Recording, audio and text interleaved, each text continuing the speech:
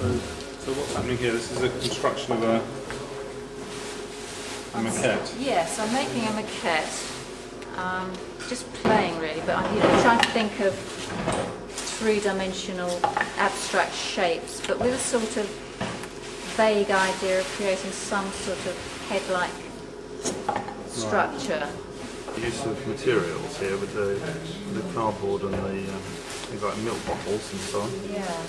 And, so you're just getting base form with that? That's right, yes. And then I might strengthen bits like this with my brown paper technique. Right. And then my plan is to, again, last week I used that heavy scrim because I couldn't find the light scrim, so I thought I'd then sort of, once I've got it into a sufficiently strong state, then give it a light coating of plaster and scrim. Right. And that's the fine scrim, yeah. And then I'll then sort of see about building on top of that, perhaps. Right.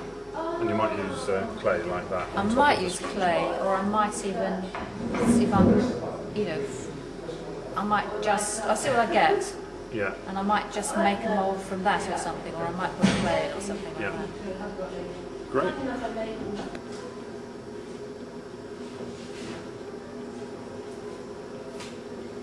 I'm worried about using polystyrene because you reminded me about the health hazard, and I'm worried about but only if you're sort of making lots of dust. cutting it up. This is great because this is all packaging, and that you've covered it Yes. with the brown paper So I technique. think maybe I But should it looks. cut it up and do something with it, rather than leaving it as it is. Well, that's fantastic as a sort of model for a Yes, that's stage what I, prop or that's what I something. did. That's what I was making it for, and then I just got bored with it really. But you can combine that with all sorts of other materials as well. So that's brilliant. Polystyrene with a very, very sharp knife. It doesn't Right. make dust. Right. It's obviously dangerous because you're working with sharp implements, but Oh, not. But if you start using hot wires or a rough saw, then it's much more dangerous. Right. Right. So these are low temperature firing glazes. You just brush on, and they fire to about 900 degrees. Yep.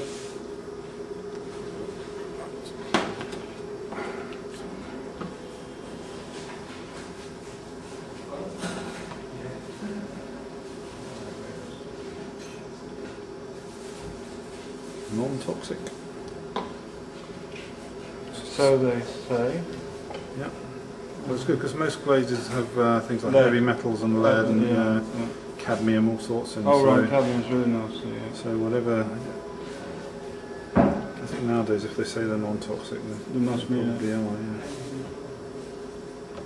You've been printing out the design with a piece of clay to transfer the design. We stole from the internet. What do you think? This is called pouncing, yeah? Pouncing, I think it is. not poncing. No. Let's see what. Well, sort of. Let's see what you've got underneath there. It's a reveal. Oh, look at that. Yeah, cheated a bit there, but you can see it transfers the pattern over. It does to the distort clay. a bit if I press too hard. Yeah. So It's a really easy way of transferring the design over, isn't it? It's just great. Brilliant.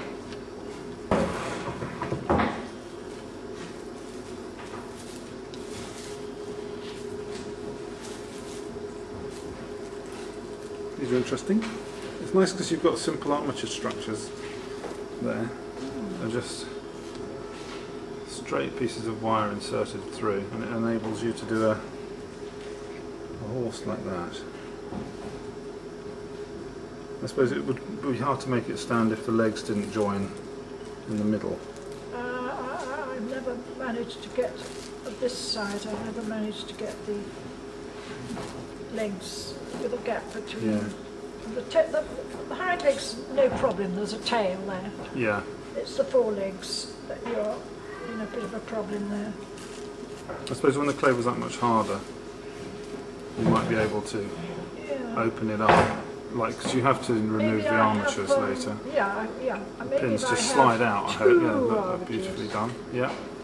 one down each leg. Now that the legs have appeared, because Yeah. they took a little time to appear, maybe one could. And if they were made in paper clay, then you could in fact leave some wire in. Yeah. That's But, one thing about. not necessary, Do you but- remember the horse and that sort of rolling horse that Mariora did and left the stuff inside it. Yeah. It did work, didn't it? Yes, Yeah, it's perfect. actually, it's very extraordinary. Yeah. It has an extraordinary feeling about Yeah. it, I think. And it can crack slightly when it dries, but you can always patch it up. Yeah. And there's a, yeah, I'm actually patching it up for her. You can actually refire paper clay anyway. Yeah. So, and touch it up with more paper clay and stick it back in the kiln. It's all ceramic. Yeah.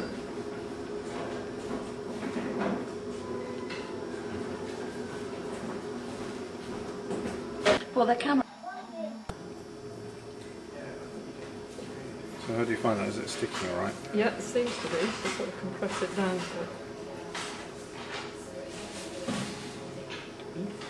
And the one thing you will have to wait quite a long time for for that it to dry.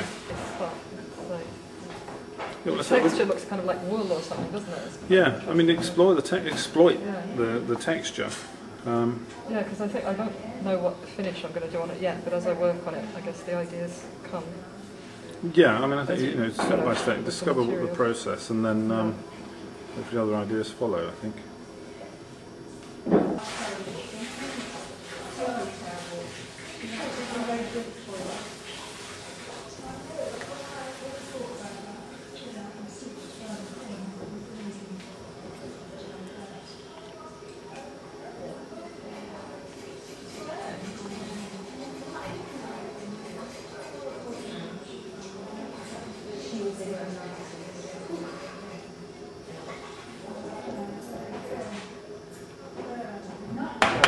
It's just to your left. To see it in its Is it broken again? Yeah.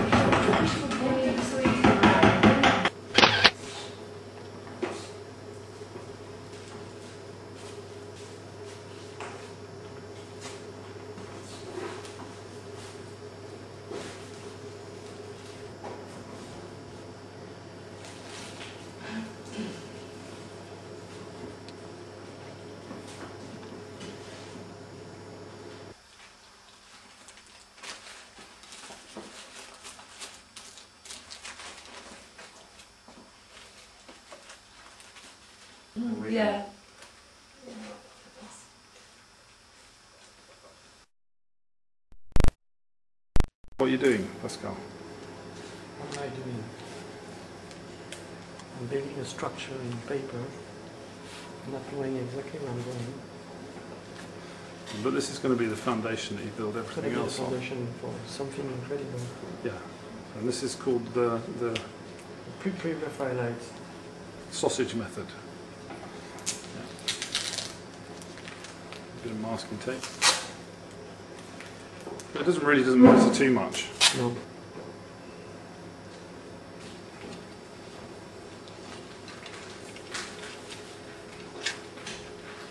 Right, and other things, when you're working this way, and other things don't feel so right. And as you say, you can see how certain dynamics, sort of movements, lines follow through.